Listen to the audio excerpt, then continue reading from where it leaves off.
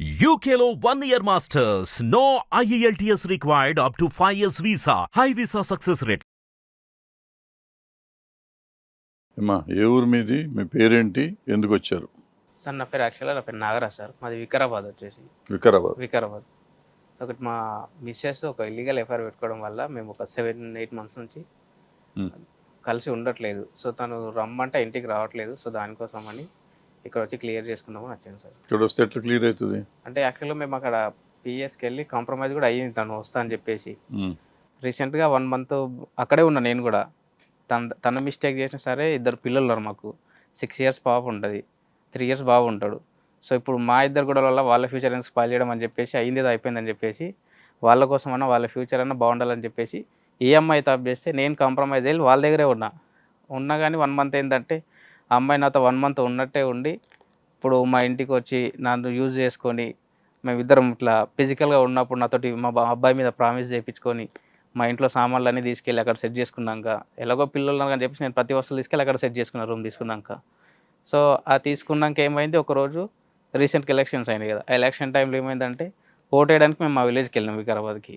Vote వేసిన రోజు ఏమైందంటే మా పెద్ద మమ్మీ వచ్చింది. ఆమెకు హెల్త్ బాగాలేదని చెప్పేసి మా బాబుని అక్కడికో 3-4 days పెట్టేసి మేము ఇక్కడ వచ్చేసినాం. వచ్చి నేను యాజ్ యూజువల్గా ఇదే గచ్చిబౌలిలో నేను ఈ అమెజాన్ కంపెనీలో డ్రైవింగ్ చేస్తాను సాఫ్ట్వేర్ దాంట్లో. ఆ రోజు ఏమైందంటే ఒక 3-4 days మా బాబు అక్కడే ఉన్నాడు. మా మిస్సెస్ ఇక్కడ చేవెళ్ళ నుంచి అక్కడికి వెళ్ళింది తీసుకొస్తా అంటే నేను కూడా వస్తా ఇద్దరం కలిసి వెళ్దామని చెప్పిన. లేదు నీకు టైం పడుతుంది కదా నేను వెళ్తాను చెప్పేసి అటు నుంచి వెళ్ళింది, బస్కి వెళ్ళింది. నేను అక్కడ అడిగితే బీరువాతాళం నా దగ్గర లేదని చెప్పి అబద్ధాలు చెప్పింది. అటు వెళ్ళి ఆడ మా వదిన చూసి నాకు చెప్తే ఎవరికి చెప్పకుండా ఇంట్లోంచి ఆమె సర్టిఫికేట్స్ అన్ని తీసుకొని చెప్పబెట్టకుండా వెళ్ళిపోయింది ఇంటికి వెళ్ళి కూడా. ఆ రోజు సార్ అసలు మీ మ్యారేజ్ ఎప్పుడైందండి? 17లో మేడం, జూలై 17లో, July 27th. Love marriage, arranged love marriage madam. ఎలా పరిచయం మీ ఇద్దరికి? అంటే యాక్చువల్గా నేను వికారాబాద్లో అప్పుడు ఫోటోగ్రఫీ చేస్తుండే బిఫోర్ మ్యారేజ్. అప్పుడు ఫోటోగ్రఫీ, ఇప్పుడు డ్రైవింగ్. ఇప్పుడు డ్రైవింగ్. సో మేము వచ్చిన తర్వాత చాలా జాబ్లన్నీ మారాల్సి వచ్చింది. ఎన్ని జాబ్లు మారారు ఫోటోగ్రఫీ నుంచి డ్రైవింగ్ మధ్య? అప్పుడైతే only photography. After marriage photography, furniture work, almond painting work, so ఇట్లా అన్ని మారాల్సి వచ్చింది. అంటే ఇన్ని మారాల్సి వచ్చిందా లేకపోతే మీరు ఏ పని కరెక్ట్ గా చేయరా? ఫోటోగ్రఫీ కరెక్ట్ చేద్దాం అనుకున్నాం. అప్పుడు ఏంటంటే ఫోటోగ్రఫీ అప్పుడు ఈవెంట్ ఫోటోగ్రఫీ చేసేది. ఈవెంట్ ఫోటోగ్రఫీ అంటే బాగా సక్సెస్ అవ్వచ్చు. జస్ట్ అక్కడ లోకల్ సీజన్ ఉంటుండే కదా మేడం. సో ఇప్పుడు ఆఫ్టర్ మ్యారేజ్ పర్టికులర్ ఒక ఇన్కమ్ ఉండాలని చెప్పేసి లాట్ మొబైల్స్ జాయిన్ అయినప్పుడు. అంటే ఈవిడ ఫోటోగ్రఫీలో ఎట్లా పరిచయం? ఏదైనా పెళ్లిలో అలాంటిది ఏం లేదు. అట్లా మరి ఎట్లా? నేను ఇప్పుడు వికారాబాద్ లో ఉంటుండే, మాదొక షాప్ ఉంటది. ఆ షాప్ దగ్గర మేము అందరం ఫ్రెండ్స్ ఉంటుండే. ఆ ఉండే దాని పక్క గల్లీలో వీళ్ళ అక్క వాళ్ళ దగ్గర ఉండి కాలేజ్ చేస్తుండే. ఈవిడ కాలేజీకి వెళ్తుంటే ఆ రోడ్డు మీద నడుస్తూ ఉండగా మీరు చూస్తే నాకు ట్రై చేసింది. ఒక మధ్యలో ఒక చిన్న అమ్మాయి త్రూలా ఆమె నా దగ్గరకు వచ్చి అసలు మీకు ఎలా ట్రై చేసింది అని అడుగుతున్నా. ఆమెని ట్రై చేసింది. ఎలా? ఒక పాప త్రూలా నా నంబర్ తీయించుకొని కాల్ చేసి మాట్లాడి అట్లా. ఎందుకు నువ్వు అక్కడ ఫోటోగ్రఫీ తీస్తూ గాలిగా అక్కడ కూర్చొని ఉంటే ఉన్న వాళ్ళల్లో మీరు ఒక్కళ్ళే బాగున్నారా లేకపోతే ఏంటి అది తెలియదు మేడం. బట్ స్టార్ట్ అవడం మాత్రం అయితే తన సైడ్ నుంచి స్టార్ట్ అయింది ఫస్ట్ లవ్ అయితే. అంటే ఏ పరిచయం లేకుండా ఒక అబ్బాయిని చూసి అబ్బాయి సూపర్ గా ఉన్నాడని ఒక పాపను పంపించి మీ నెంబర్ తీసుకుందా? నంబర్ అయితే తీసుకుంది. అన్న నంబర్ కాలేదని చెప్పేసి అంటే పాప మీరు అడగలేదు ఎందుకమ్మా నెంబర్ అని? అడగలేదు. క్యాజువల్ గా మనం ఆ టైంలో అప్పటికి తెలుసు ఈ అమ్మాయి లైన్ వేస్తుంది అటు ఇటు అబ్జర్వ్ చేయలేము. అప్పుడు నేను అసలు ఎప్పుడు అబ్జర్వ్ చేయలేదు. నంబర్ ఇచ్చినాక ఎవరు అని అడిగితే ఇట్లా పక్క ఉంటుందని చూపించింది. చూపిస్తే నంబర్ ఇచ్చిన తర్వాత కాల్స్ మాట్లాడుకున్నది కంటిన్యూ అయింది. ఒక అమ్మాయి మీకు కాల్ చేసి ఏ విషయం మీద మాట్లాడుతుంది అంటే జస్ట్ అయితే మాట్లాడింది మేడం. నేను అదే విషయంపై ఓ 2-3 days తర్వాత అడిగిన, అసలు దేనికోసం నువ్వు మాట్లాడుతున్నావు ఏదైనా అంటే, అన్నయ్య అంటే నువ్వు అన్నయ్య అనుకుంటే నాతో మాట్లాడకు అలాంటి ఉద్దేశం అని చెప్పి నేను ఓపెన్గా చెప్పేసిన. నేను కూడా ఏదన్నా ఉంటే చెప్పేసి అంటే ఆ తర్వాత లవ్ ప్రపోజల్ చేసింది, యాక్సెప్ట్ చేసి అన్న అని స్టార్ట్ చేసింది మాట్లాడడం. అంటే అప్పుడు మీరేమన్నారంటే అన్నయ్య అయితే నాతో మాట్లాడొద్దు, మామూలుగా ఫ్రెండ్ అయితే మాట్లాడ అట్లా అంటే తను కూడా ప్రపోజ్ చేసి యాక్సెప్ట్ చేసి ఒక 6-7 months లవ్ కంటిన్యూ అయింది మేడం. ఆఫ్టర్ దట్ వాళ్ళ ఇంట్లో తెలిసి కొంచెం గొడవలు అవడం వల్ల ఆమె సూసైడ్కి ట్రై చేసింది. అప్పట్లో 7 months లో మీ మీద ప్యూర్ లవ్ వచ్చేసింది. ఇంట్లో వాళ్ళు ఏదో గొడవలు వాళ్ళు మా ఇంటికి వచ్చారు ఏదో మాట్లాడని చెప్పి ఇట్లా తెలిసిందని చెప్పేసి నేను అప్పుడు ఇద్దరు లవ్ చేసుకోవడం ఇంట్లో వాళ్ళకి తెలిసి వాళ్ళ ఇంట్లో తెలిసింది. సో అప్పుడు నేను మహబూబ్నగర్లో షూట్లో ఉండి వీళ్ళ మమ్మీ వీళ్ళ అక్క మా ఇంటికి వచ్చేటప్పుడు ఇట్లా దీనికోసం మాట్లాడదాం మా పని దగ్గరికి వచ్చి 7 months మీ ఇద్దరు లవర్సే కదా, ఇంట్లో వాళ్ళు పోట్లాడేంత కనిపెట్టి మీ ఇళ్ల మీదకి దౌర్జన్యంగా వచ్చేంత ఏముంది? అంటే మీ మధ్య ఫిజికల్ రిలేషన్ కూడా ఉందా?